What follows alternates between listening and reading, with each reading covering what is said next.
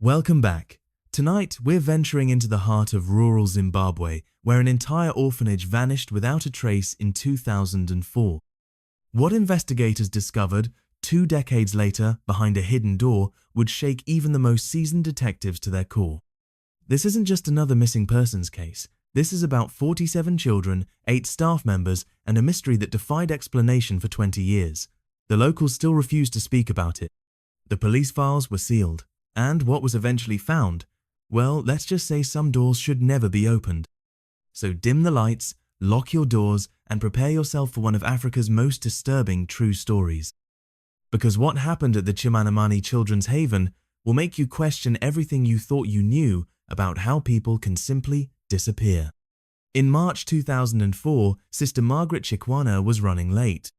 The 62-year-old nun had been making her monthly supply run to the Chimanimani Children's Haven, an orphanage nestled in the eastern highlands of Zimbabwe, near the Mozambique border. She'd been making this trip for 7 years, bringing food, medicine, and donations to the 47 children who called the orphanage home. The morning mist was particularly thick that day, she would later tell investigators. As her old pickup truck bounced along the dirt road, she noticed something odd. Usually, by 8 a.m., she could hear the children. Their voices would carry across the valley, singing morning hymns, laughing during breakfast, the general chaos of dozens of kids starting their day. But that morning, silence. Complete, unnatural silence. Sister Margaret pulled up to the main gate at 8:23 a.m. The gate was closed, but not locked. Strange. Mr. Joseph, the groundskeeper, always had it open by 7:30. She pushed it open herself and drove in. The first thing she noticed was the laundry. Dozens of children's clothes hung on the lines, still damp with morning dew. A football sat abandoned in the middle of the courtyard. The kitchen door stood wide open, a pot of porridge still on the stove, burned black at the bottom. "Hello?" Sister Margaret called out. "Sister Elizabeth? Mr. Joseph?" Nothing. She would later describe the feeling as walking into a photograph. Everything was exactly where it should be, frozen in time, except for one crucial detail. Every single person was gone. Sister Margaret checked everywhere, the dormitories with their neatly made beds, the classroom with half-finished lessons still on the blackboard, the date written in chalk, March 15, 2004. The dining hall with 55 bowls set out for breakfast, spoons placed beside each one. In the administrator's office, she found Sister Elizabeth's reading glasses on the desk, resting on an open ledger. The last entry was dated March 14, 11:47 p.m. All children accounted for, lights out, peaceful night. The chapel was the strangest of all. 55 pairs of shoes, from tiny children's sandals to the staff's worn leather shoes, were arranged in perfect rows at the entrance, as if everyone had removed their shoes to enter and never came back out. Sister Margaret's hands shook as she dialed the police on the orphanage's only phone. When Sergeant Mukamuri arrived 2 hours later with a small team, they found her sitting on the front steps, clutching her rosary. "They're all gone," she whispered. "Every last one of them, like they vanished into thin air." The initial search was thorough but fruitless. No signs of struggle, no blood, no notes. The orphanage's 2 vehicles were still parked outside. The safe containing the month's funds was untouched. Even the children's few precious possessions, photographs of deceased parents, hand-carved toys, cherished books, remained on their nightstands. The police interviewed everyone in the nearest village, 12 kilometers away. No one had seen or heard anything unusual. The last confirmed sighting of anyone from the orphanage was Mr. Joseph buying vegetables at the market on March 14 at 4 p.m. He had seemed normal, even cheerful, joking with the vendor about the upcoming harvest season. As news spread, theories proliferated. Kidnapping? But who kidnaps 55 people without leaving a trace? And why leave valuables behind? Some suggested they had fled across the border to Mozambique, but border patrols found nothing. Others whispered about supernatural causes, pointing to local legends about people who walk into the mountain and never return. But Inspector Charles Namo, who led the investigation, noticed something others missed. In his report, he wrote, "The breakfast preparations suggest a normal morning routine. However, the shoes in the chapel indicate a gathering. Why would everyone, children and staff, gather in the chapel at breakfast time? And why remove their shoes if they never entered?" The disappearance of the Chimanimani Children's Haven became Zimbabwe's most baffling missing persons case. In the days following Sister Margaret's discovery, hundreds of volunteers combed the surrounding forests and mountains. The military brought in helicopters. Search dogs were flown in from South Africa. Nothing. Inspector Nyamo established a timeline. The last external contact was a phone call Sister Elizabeth made to a supplier in Mutare at 6:15 p.m. on March 14, confirming a delivery for the following week. She had sounded normal, even mentioning that the children were rehearsing for an Easter play.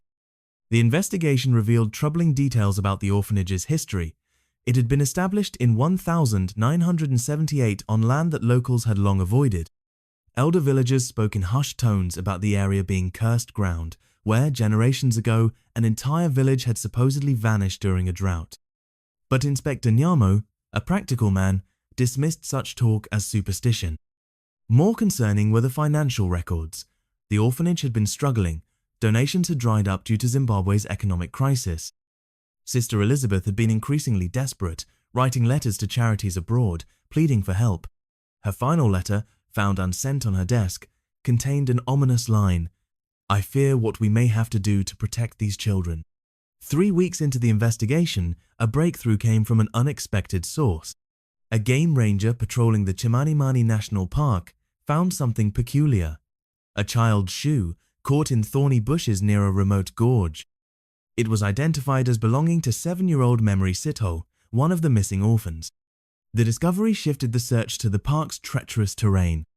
But the area where the shoe was found made no sense. It was 30 kilometers from the orphanage, across difficult terrain that young children couldn't possibly traverse on foot, especially at night. Then came the first truly chilling discovery. A cave system, previously unmapped, was found near where Memory's shoe had been discovered. Local guides refused to enter, claiming it was a place of the ancestors where the living shouldn't tread. The police had to bring in spelunking experts from Harare. What they found inside defied explanation. Deep in the cave, they discovered more shoes, a dozen of them, all children's sizes. But these weren't from the orphanage children. These shoes were old, some dating back decades, based on their style and deterioration. They were arranged in a circle around what appeared to be an altar made of stacked stones. Forensic anthropologist Dr. Sarah Moyo was called in. Her preliminary report sent shockwaves through the investigation. The cave shows evidence of repeated human presence over many years. The shoe arrangement suggests ritualistic behavior. Most disturbing are the scratch marks on the cave walls, hundreds of them, at child height, as if made by fingernails. The investigation took an even darker turn when they examined the orphanage's records more carefully.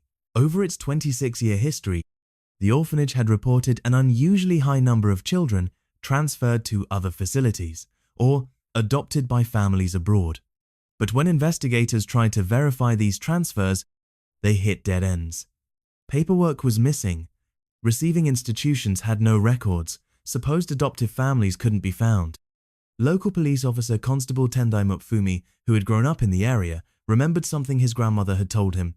Every 20 years, the mountain takes its due. He'd dismissed it as an old woman's rambling, but now the words haunted him. The orphanage had been established in 1978. Children had been transferred in unusually high numbers in 1984 and again in 2004. 20-year cycles. As this pattern emerged, Inspector Nyamo ordered a complete review of missing persons cases in the region going back 50 years. What they found was a pattern of disappearances that everyone had somehow missed, isolated incidents that, when mapped together, formed a deeply disturbing picture. But it wasn't until 2024, exactly 20 years after the orphanage disappearance, that the truth would finally emerge. In January 2024, a development company purchased the abandoned orphanage property. The buildings had been slowly reclaimed by nature, vines crawling through broken windows, the roof collapsed in places, walls crumbling. The company planned to demolish everything and build a tourist lodge. The demolition crew, led by foreman Marcus Jiva, arrived on January 15, a date that would prove frighteningly significant. As they began their initial survey, Marcus noticed something odd about the chapel's foundation. The building seemed to extend deeper into the ground than the architectural plans showed. "Bring the ground, penetrating radar," Marcus ordered his team. What the radar revealed made everyone stop in their tracks. There was a substantial hollow space beneath the chapel, a room or basement that didn't appear on any blueprint. They spent 3 days carefully excavating, and on January 18, they found it, a heavy wooden door hidden beneath the altar platform. The door was ancient, far older than the orphanage itself, made of indigenous Mukwa wood that had somehow resisted rot. Carved into its surface were symbols that Dr. Moyo, called back to the scene, identified as consistent with local spiritual practices from the 18th century. The door was locked with an elaborate mechanism that had no key. Instead, it required a specific pattern of movements to open knowledge that should have been lost. But Constable Mupfumi, now Senior Inspector Mupfumi, remembered his grandmother demonstrating a similar pattern with sticks when he was a child, calling it the way to speak to the mountain. On January 20, 2024, exactly 20 years after the orphanage disappearance, they opened the door. The smell hit them first, not decay as they'd feared, but something else, earth, minerals, and an odd sweetness like overripe fruit. Stone steps led down into darkness. The construction crew refused to enter, but Inspector Mupfumi, Dr. Moyo, and 2 brave police officers descended. What they found challenged everything they thought they knew. The underground chamber was massive, carved directly from bedrock. The walls were covered in writings, some in local dialects, others in languages Dr. Moyo couldn't identify. But what made everyone stop breathing were the photographs. Hundreds of them, meticulously preserved and mounted on the walls. Children, all children. Some photos were recent, digital prints. Others were older, going back to faded daguerreotypes from the 1800s. And among them, clear as day, were the 47 children from the orphanage. But they weren't alone in the photos. Each child was pictured with the same figure, a woman whose face was always obscured by shadow or positioning, but whose presence was constant across decades of images. The same height, the same build, the same way of standing, in photos spanning over 150 years. In the center of the chamber stood a stone table. On it lay a journal, wrapped in oilcloth. The journal belonged to Sister Elizabeth, and her final entry, dated March 15, 2004, 3:0 a.m., explained everything and nothing. She came again, as she has every 20 years, the guardian, the keeper, the one who walks between. She says the children will be safe, safer than we can keep them in this failing place. The others don't understand, but I've seen the proof, the photos, the children who return, decades later, unchanged. I've made my choice, we all have. The children trust us and we must trust her. The old agreement stands, every 20 years she takes those who have no one else. And in return, the land prospers, the rains come, the harvest never fails. They will live, she promises. They will live forever young, forever cared for, in the place between the mountain and the sky. Some call it a curse. But what is cursed about eternal childhood, eternal safety, eternal love? By sunrise, we will be gone, all of us. Even me. Especially me. I'm tired of watching children grow up and leave. Tired of burying the ones who don't. She offers something else. Something more. To whoever finds this, don't look for us. We are where we need to be. But the journal wasn't the most disturbing discovery. In the far corner of the chamber, partially hidden by shadow, they found something that made even the skeptical Inspector Mupfumi believe in the impossible. In the corner of the underground chamber stood a metal filing cabinet, anomalously modern against the ancient stone. Inside, Dr.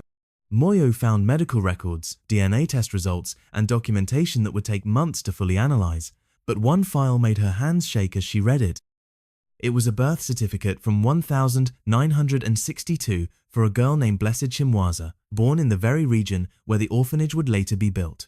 Attached was a photo of a young woman, perhaps 20 years old. Dr. Moyo recognized her immediately. It was Sister Elizabeth, the orphanage administrator who had vanished with the children. But Sister Elizabeth had been 58 years old in 2004. The file contained more photos.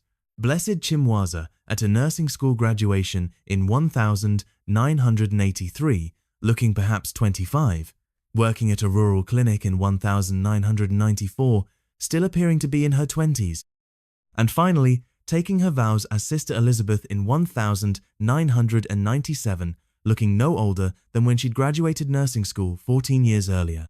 Deeper in the cabinet, they found older files, much older. A leather-bound ledger from 1904 documented the disappearance of an entire mission school, 32 students and 4 teachers. Among the sketched portraits was a woman labeled only as the matron, whose bone structure and stance exactly matched the obscured figure in all the photographs. The ledger contained testimony from a survivor, a boy who had hidden during the taking. She came with the mist before dawn, not walking but gliding, her feet never touching the ground. The children went to her willingly, as if in a dream. She sang to them in the old tongue, and they sang back in voices not their own. When the sun rose, the mist took them all. Only their shoes remained, arranged like offerings. Dr. Moyo cross-referenced the dates. 1904, 1924. A group of war orphans vanished from a refugee camp. 1944. An entire pediatric ward of a mission hospital emptied overnight. 1964 street children rounded up for a government program disappeared en route to their destination. 1984. The first suspicious mass transfer from Chimanimani Children's Haven. 2004. The complete disappearance. Always exactly 20 years apart. Always children who had no one else. Always leaving shoes behind. But the most shocking discovery came from the DNA analysis. The medical records included blood samples from the orphanage children, taken for routine health checks. Dr. Moyo had them analyzed against a database, expecting to perhaps identify some of the children's relatives. What she found was impossible. 3 of the samples matched missing persons cases, but not from 2004. One matched a child who had disappeared in 1984. Another matched a child missing since 1964. The third, most impossibly, matched a child reported missing in 1924, whose blood sample had been preserved on a medical card found in colonial archives. The same children, the exact same genetic profiles, across a century. As the investigation deepened, more evidence emerged. Satellite imagery showed unusual electromagnetic anomalies centered on the orphanage site, cycling in intensity every 20 years. Local weather records documented that the region had never experienced drought or crop failure in recorded history, despite surrounding areas suffering regularly, the agreement Sister Elizabeth had mentioned. Then came the final piece of evidence that broke the case wide open. On February 15, 2024, exactly 1 month after the door was discovered, security cameras at a shopping center in Harare captured something extraordinary. A group of children, dressed in outdated clothing, walking through the mall in the pre-dawn hours. Security rushed to investigate, but the children vanished, literally vanished, on camera, leaving only their shoes behind. The footage was enhanced and analyzed. 3 of the children were identified as orphans from the 2004 disappearance. They hadn't aged a day. Inspector Mafumi ordered 24-hour surveillance of the orphanage site. On March 15, 2024, exactly 20 years after the disappearance, motion sensors detected movement in the underground chamber. A team rushed to investigate. The chamber was empty except for a new addition, a single photo, still developing like an old Polaroid. It showed all 47 children from the orphanage, smiling and healthy, standing in what looked like a vast garden. With them were dozens of other children, some in clothing from different eras. And in the background, no longer hiding her face, stood the guardian. She was beautiful and terrible, ancient and young, with eyes that held the depth of centuries. In her arms, she held the youngest orphan from 2004, little Tendai, who had been only 3 years old. He was still 3, still smiling, still wearing the same bright yellow shirt he'd disappeared in. A message was scratched into the stone beside the photo: "They are loved. They are eternal." The agreement continues. The government immediately classified the entire investigation. The orphanage site was declared a restricted area. Officially, the case remains unsolved. But Inspector Mafumi knows the truth, as do the few who've seen the evidence. Somewhere between our world and another, in a place where time moves differently, 47 children play in an eternal garden. They never grow up, they never grow old, they never feel abandoned again. Every 20 years, they're joined by more, the unwanted, the forgotten, the ones who slip through society's cracks. Is it a blessing or a curse? Is the guardian a savior or a monster? The answer changes depending on who you ask. But one thing is certain, in 2044, exactly 20 years from now, she will come again. And somewhere in Africa, more children with no one else to claim them will walk into the mist and leave only their shoes behind. The orphanage has been demolished, the underground chamber sealed with concrete. But on misty mornings, locals say you can still hear them. Children's voices singing in the old tongue, carried on the wind from somewhere just beyond the veil of our world. They sound happy,